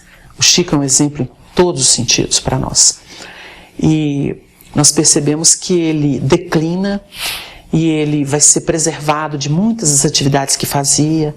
Ele vai visitando sempre o grupo, mas fica em casa recluso, pouca gente, um controle muito rígido na entrada de pessoas.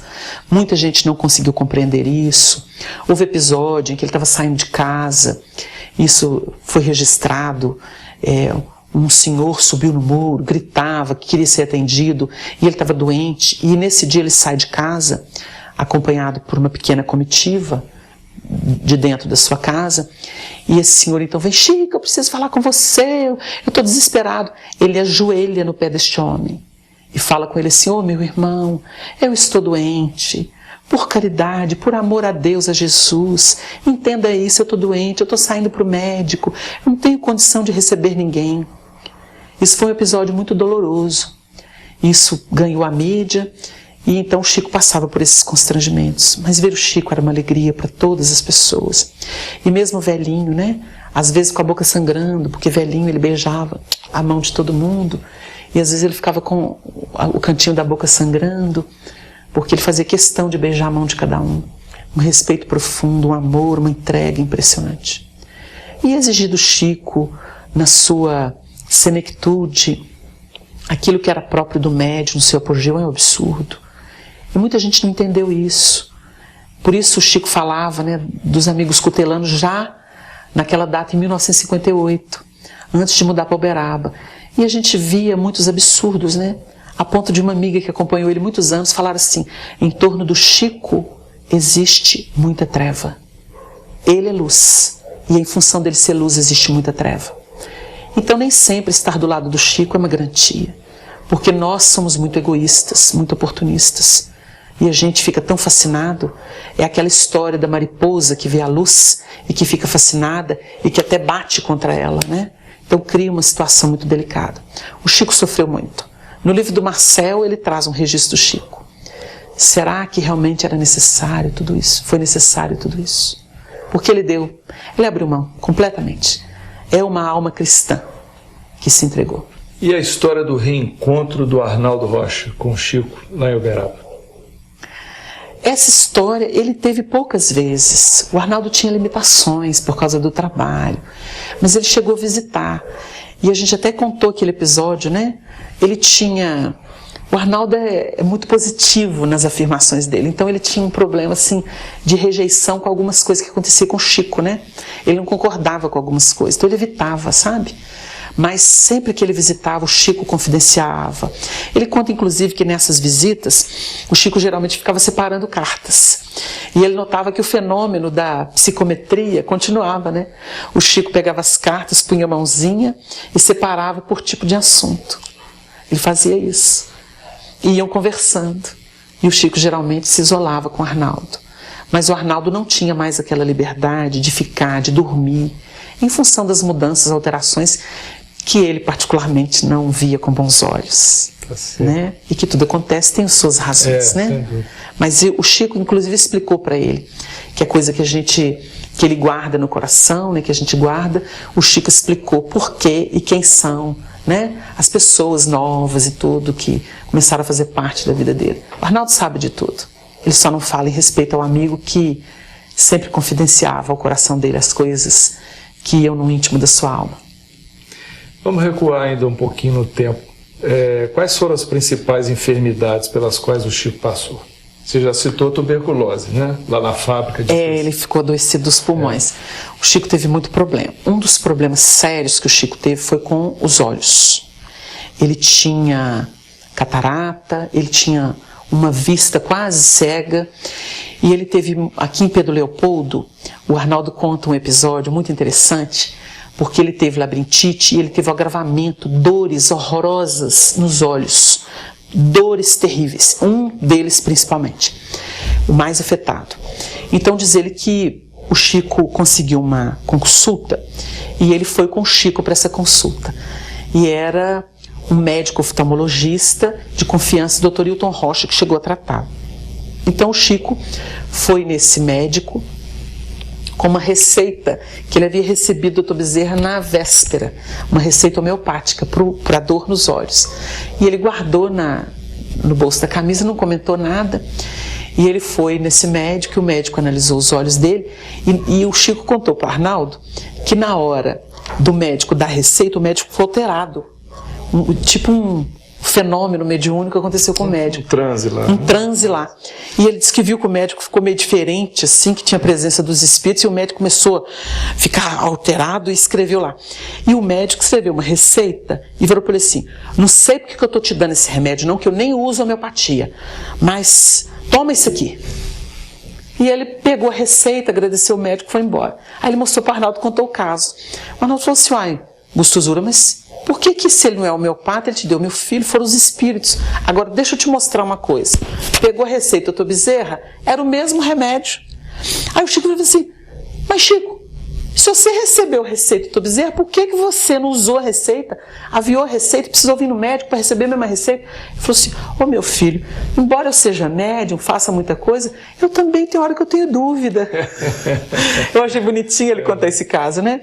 Mas no grande problema que ele teve nas vistas, ele teve com o Dr. Hilton Rocha. Ele estava com labirintite. Então ele procurou o Dr. Hilton Rocha, que o tratou com muito carinho, e olha o que o Chico falou para ele: eu queria que o senhor se fosse preciso, arrancasse os meus olhos. Porque em função da dor e dessa tonteira que eu estou tendo, que ele achava que era dos olhos, ele achava que a labirintite era própria dos olhos, da dor que ele sentia que irradiava para a cabeça. Eu não estou podendo fazer a minha tarefa com os bons espíritos. Se o senhor precisar arrancar os meus olhos, pode arrancar, porque o que eu não posso é ficar sem trabalhar com os bons espíritos. Como nós temos internautas de fora aqui da nossa região, explica quem foi o Wilton Rocha. Aí ele fundou uma clínica de olhos aqui no Alto das Mangabeiras e foi uma figura maravilhosa da medicina nessa área oftalmológica. Nós temos inclusive um companheiro que é o Cristiano, né, que trabalha na área do... ele é filho de uma grande figura amiga do Chico, Barçante, lá de Araxá. Ele seguiu nos passos do Dr. Wilton Rocha aqui, foi um grande amigo. Grande oftalmologista. Né? Exatamente. Então foi uma referência, né? É uma referência até hoje, uma clínica de olhos que assim foi uma referência no Brasil inteiro. E o Chico fez amizade com esse grande missionário dessa área oftalmológica. Então nós temos esse registro, mas o Chico contou oportunamente que de 10 em 10 anos, já estava velhinho, ele contou que de 10 em 10 anos ele recebia um presente de Deus, que era sempre uma cirurgia. Então era um apêndice, era uma correção ali, outra aqui. Num desses episódios, que a gente não sabe enumerar de pronto, foi que ele contou aquela história do espírito que foi dar um passe nele. Ele estava internado, tinha sofrido uma cirurgia, e ele foi receber um passe, esses espíritos foram dar um passe nele. E os espíritos foram assim, envoltos em luz. Então ele estava olhando para aqueles espíritos, falando, nós viemos dar um passe em você, Chico. Eu Chico, que beleza. Foi quando ele registrou a voz de Emmanuel, falou dentro do psiquismo, ele falou assim, preste atenção nos pés deles e cuidado. Foi quando ele então desceu os olhos e olhou. Os espíritos que tinham luz por cima, tinham pés de caprinos. Impressionante isso. O Chico então falou assim, eu agradeço muito a sua caridade, mas eu já tomei passe hoje. Aí os espíritos desconfiaram e desapareceram. Mas eles tentaram de tudo contra o Chico, né? Muita gente não sabe, mas companheiros muito ligados ao Chico, com 80 anos, ele teve que fazer cirurgia de hemorroidas. Então por isso que ele fala que de 10 em 10 anos ele teve um presente de Deus. Então a trajetória dele foi sempre marcada por muito sacrifício, ou no corpo físico e principalmente no campo moral. Ele nunca teve muito sossego, não. Ele tinha angina pectoris, e é uma dor, né? O Divaldo diz ter também. E eles comentavam juntos um com o outro, o Divaldo contava isso pra gente, ele contava que parecia uma mordida de uma jararaca, né? Então assim, ela veio e crava os dentes, aquela dor fininha, né? Então tem muitos problemas, sempre teve. Mas venceu tudo. E teve uma longevidade, graças a Deus, né? Aliás, naquele período de 2000, 2001, quando o Chico foi internado gravemente no Hospital Elengote, sob a tutela do seu amigo e médico pessoal, Dr. Eurípides Tarran Vieira, ele ficou entre a vida e a morte. No segundo semestre de 2001, houve aquele episódio em que uma luz vinda do mais alto adentrou o seu quarto. E a partir dali, o seu quadro, que era o pior, porque o Dr. Eurípides Tarran Vieira, numa entrevista que deu ao Espírita Mineiro, ele registrou para a gente que realmente não havia condição, pelo prisma médico do organismo do Chico, sobreviver. Eles estavam esperando a desencarnação dele. Ele começou a melhorar progressivamente, de forma galopante. Em breve tempo, ele estava de novo restaurado. E aquela luz foi filmada, aquele fenômeno foi estudado, não se explicou aquilo. O Dr. Eurípides Tarran Vieira, que foi entrevistado na edição 297 de O Espírita Mineiro, ele explica que o Chico contou que foi Emmanuel e sua mãe, que em função da vontade do alto, trouxeram recursos para que ele pudesse sobreviver. Ele só desencarnaria em junho de 2002. Ele durou aí quase um ano. E é interessante porque ele falou isso para a Rede Globo de televisão. A grande mídia ficou sabendo desse registro. Então a gente nota que o Chico realmente não respondia por si. Porque até nesse episódio em que ele estava com o quadro clínico dele era perdido para a medicina, a espiritualidade deu moratória para ele. Uma sobrevida. Uma sobrevida. E é interessante até esse fato por outro motivo.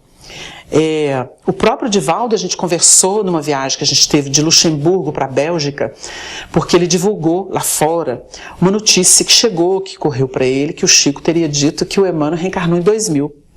E esse episódio desmente isso, mostra que se houve um planejamento, houve alteração. Porque foi o próprio Emmanuel, ele dá esse testemunho para o médico dele e para a grande mídia. E o Divaldo reconheceria isso, embora tivesse divulgado oportunamente que o Emmanuel estaria reencarnado. E a gente nota o grande trabalho do Chico desfechando com esse testemunho dele. Ele parte exatamente no dia em que o Brasil estava muito feliz, porque tinha ganho a Copa do Mundo. E era uma profecia dele, né? E ele sabia, porque, por exemplo, nos registros que apresentaram na casa dele, o rapaz que fazia a barba dele não estava neste dia. E ele teria comentado o seguinte: vai ser tarde. Ele sabia que ia partir. E o Chico tinha uma prerrogativa. Em função dessa abertura, dessa entrega, ele saía do corpo com muita facilidade, ele visitava as pessoas, ele visitava os grupos que ele gostava, e ele se comunicava. Nós temos registros interessantíssimos do Chico, por exemplo, em que ele se materializou do lado de Emmanuel numa reunião específica.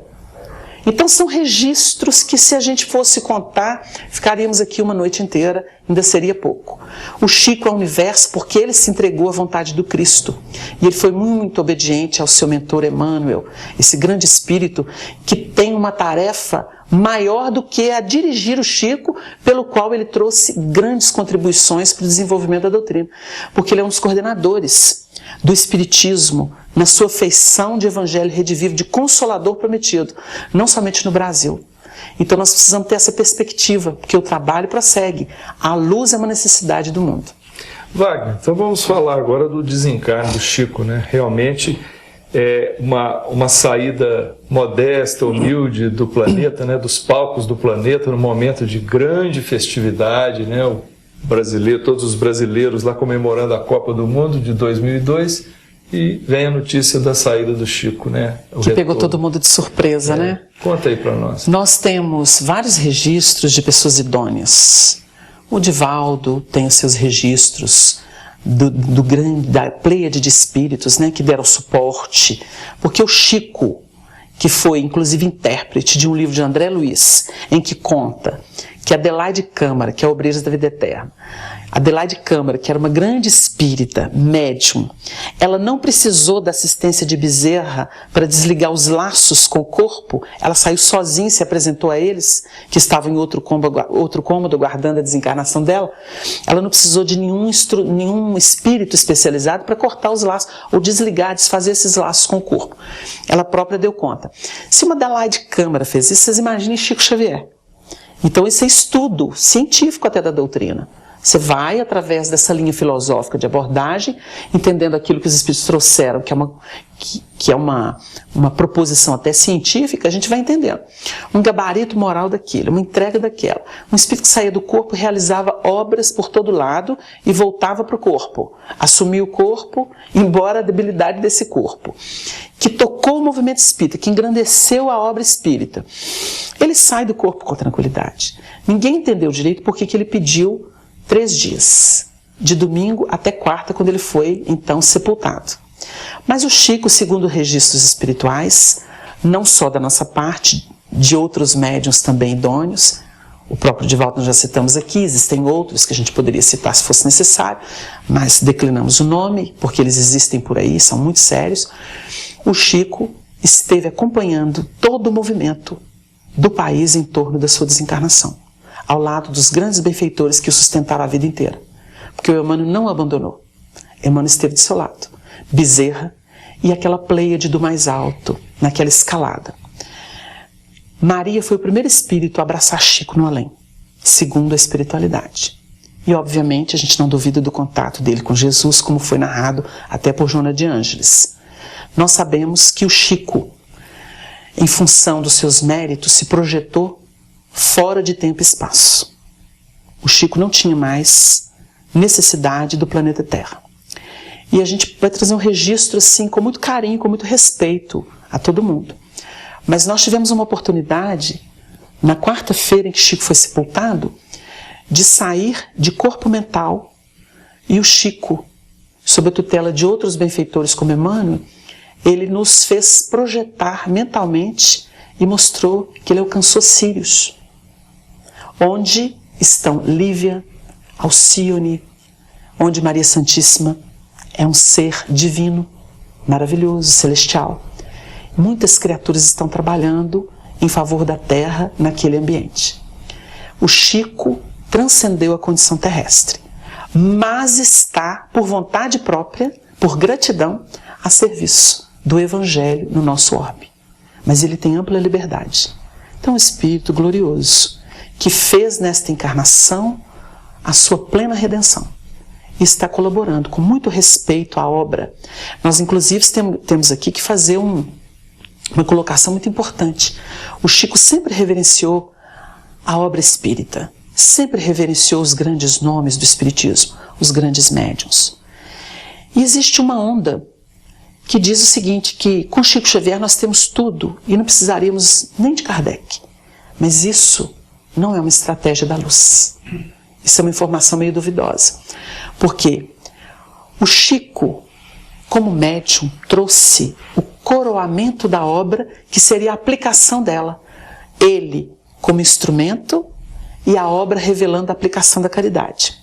Mas a obra do Chico, com o Chico, sem a codificação, seria uma fantasia na cabeça da humanidade. Uma fantasia. Porque houve um trabalho do Espírito de Verdade, utilizando a contribuição de Allan Kardec, a estratificação, que estabelece o quê? Uma cadeia harmônica e lógica do homem até Deus. Sem o trabalho científico-filosófico de consequências morais da codificação, a obra de Chico seria inviável para o mundo, porque ela é o coroamento. Há pouco tempo tivemos uma mensagem de André Luiz, uma reunião da Arnaldo Rocha, que a gente tem a alegria de participar, e o André Luiz trouxe uma mensagem brilhante em que ele dizia que das raízes até o apogeu do tronco, nós temos a codificação na interação com o mundo, utilizando ciência e filosofia, que é a parte pertinente aos humanos, para que a seiva que vem das experiências terrestres sustentando esse tronco pudesse captar com a copa aquilo que é divino. E o coroamento, os desdobramentos dos galhos, da produção, das flores, dos frutos, isso foi feito por Chico e por outros. Essa imagem para nós é perfeita. Sem essa estrutura, essa ramaria linda e produtiva não poderia existir. Seria uma fantasia. Porque nós tivemos muitos médiuns trabalhando sozinhos e é espiritualismo. E se equivoca. Kardec é uma segurança para todos nós. Não porque é obra dele, é obra do Espírito de Verdade. E a obra do Espírito de Verdade é o futuro. Nunca está desatualizada. Kardec foi o organizador. Foi aquele senso em vulgar para perguntar, para criar os links. E o Chico tira o chapéu. Respeita e desdobra. E nós temos esse coroamento lindo. É uma obra completa. Que possamos aproveitar e nos deixar levar, como Chico renunciou e se deixou levar pela vontade de Deus. Ao grande trabalhador, o nosso tributo de gratidão e profundo respeito, porque ele é uma luz nesse caminho. Então nós devemos muito aos grandes trabalhadores do Espiritismo. E é esse coroamento de luz pela mediunidade. É o apóstolo da mediunidade, na boa definição de nosso querido Divaldo. Wagner, realmente uma entrevista sobre o Chico Xavier, ela tem que ser mais longa, né? Com tantas coisas maravilhosas para se dizer. Você nos ajudou bastante aqui com tantas elucidações, mas mesmo assim, antes da gente terminar, nós gostaríamos que você desse uma palavra final e fica aqui antecipadamente a nossa gratidão pela sua participação mais uma vez. Nós temos a própria figura do Chico como uma grande mensagem, porque nós vamos estudar a doutrina e precisamos estudá-la porque o Espiritismo é uma questão de desenvolver o bom senso, o senso moral. Nós precisamos muito de discernimento, porque nós temos que analisar através dos fatos e compor o quadro para a nossa entrega ser inteira, sem hesitações, dentro da chamada fé raciocinada. E o Chico é aquele que se submeteu aos critérios. É aquele caminhou com disciplina, é aquele que buscou lealdade, é aquele que não comercializou seus dons, que não fez propaganda de si mesmo, que não apresentou nenhuma presunção de ser isso ou aquilo, a mais do que ninguém. Ele sempre se colocou na condição do companheiro que está ombreando com os outros, embora suas credenciais. Ele era um fenômeno em função da mediunidade, em função da sua entrega. E todos nós que estamos no campo operacional da doutrina espírita, precisamos ter isso em mente. O Chico detestava a idolatria, privilégios. Nós precisamos entender o Chico como grande companheiro que deu um exemplo de luz e amor, de abnegação e respeito, de fidelidade à obra kardeciana e ao Evangelho de Jesus. Se isso estiver em pauta, nós fazemos o resto, porque é preciso usar aquilo que o Chico fez e entender que não existe o processo da osmose no que diz respeito à virtude, à vivência. Nós precisamos fazer a nossa parte. É mirar no exemplo dele e seguir dando os nossos passos, construindo com segurança e simplicidade, porque Deus é misericordioso. Da mesma forma que o Chico disse ter recebido uma enxertia do que é infinitamente melhor, e ele se comparava com alguma coisa muito ruim, nós também receberemos. Nós todos podemos, mas é preciso apresentar o coração puro. E fica o último registro. O Arnaldo contou pra gente que o Chico falou para ele assim um dia: Naldinho, quando um médium entra para o trabalho do Cristo e ele entrega o coração, tudo é possível. Então a gente fecha com essa reflexão. A gente entrega o coração limpo. O resto é com Deus. Que o Senhor nos abençoe, muita paz para os nossos companheiros internautas. Que o Chico, com a sua luz, possa nos inspirar cada vez mais a ser bons espíritas e bons médiuns. Então, o que achou desta entrevista? Dê a sua opinião acessando o Fale Conosco. Até breve!